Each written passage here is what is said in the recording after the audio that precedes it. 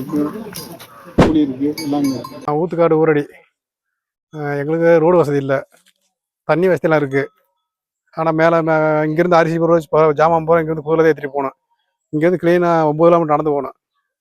அங்கேருந்து விளைய பொருளை பூரா கீழே கொண்டு வரணும், கோயிலை கொண்டு வரணும். எங்களுக்கு ரோடு வசதி விட்டு இல்லை, கரண்ட் வசதியெல்லாம் இருக்குது. வேறு எந்த பிரச்சனையும் இல்லை எங்களுக்கு. சொல்லுங்கண்ணே, உங்கள் பேர்? பாஸ்கர். என் பேர் பாஸ்கர். ஊத்துக்காடு ஊரடி இருந்து வரோம். நாங்கள் கூரையிலேயே கொண்டு போகணும் ஜாமான்.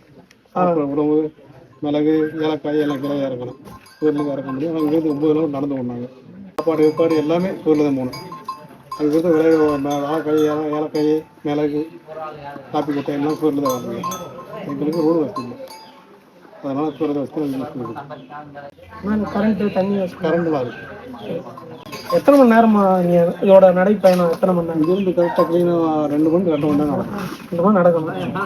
வேறு விலங்குகள் தொந்தரவு அந்த மாதிரி அது நிறையா இருக்குது. மாடு இருக்குது, காட்டு மாடு இருக்குது, மான் இருக்குது, குடி இருக்குது, எல்லாமே இருக்குது. ஊத்துக்காடுக்கு போகிறதா இருக்கும். அங்கே போயிட்டு நம்ம இந்த படிப்பு வசதி எப்படி, தண்ணீர், சாப்பாடு, அவங்களோட வாழ்க்கை முறையை நம்ம அடுத்த வீடியோவில் காட்டுவோம். நம்ம அடுத்து அந்த ஊருக்கு நம்ம போகிறதா இருக்குது. அப்படி போனால் அடுத்த வீடியோ நான் உங்களுக்கு அப்லோட் பண்ணுறேன்.